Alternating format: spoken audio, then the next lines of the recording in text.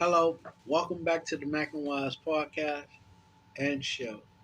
I want to give you some game about choices that we make. The choices in our life that we make propel us either for destruction or motivation. So you can choose in your life for motivation or destruction. And some people would say, oh, well, I didn't have a choice. There's always a choice.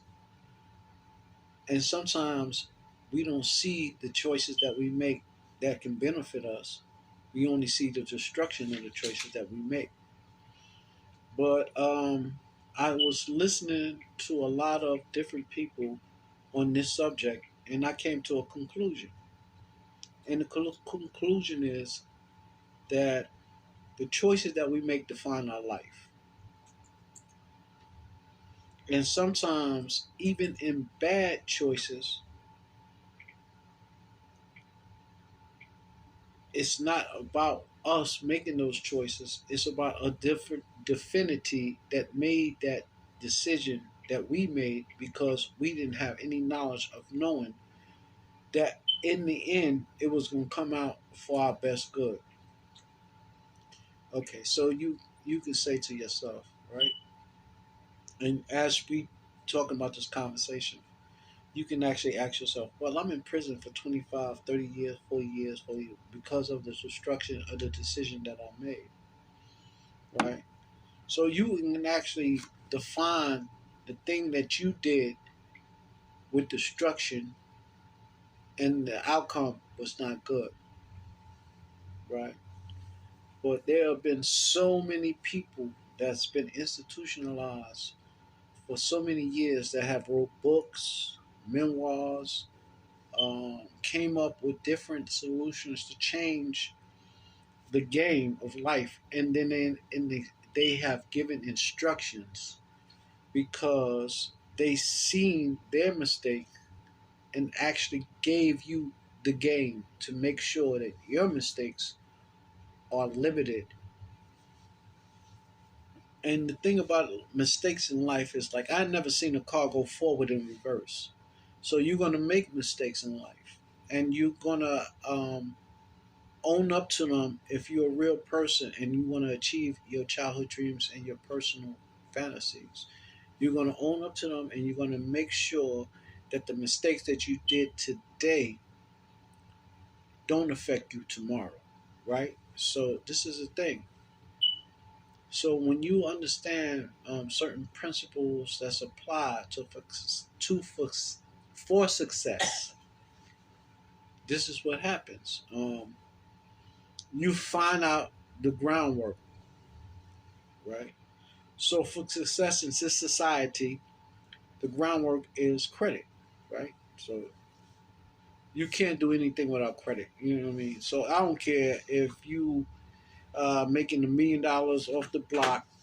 You you have to have credit. You have to have some kind of legibility for your money. So you have to that's why they whatever they do as far as they take their money and do with accountants and do whatever. But at the end of the day, for real people like you and me, we have to figure out how to go about establishing credit, building credit, and leveraging credit, right? I've been in business for since 1994, right? When I first opened my company, and I didn't know anything about credit. To tell you the truth, I took my money. They gave me a lease. They gave me the terms of the lease, and I applied to that, right? And so I really didn't know anything about credit or how it could leverage even the simple principle of getting a lease, the points, the credit points, right? Or that I can leverage it now and actually take my business and go to a person and actually they will see that I've been paying my bills on time, and then that will give me more credit points, right? That wasn't happening in 1994. That wasn't happening. So the reality of it is this is the whole thing in a nutshell. When you establish yourself at any level,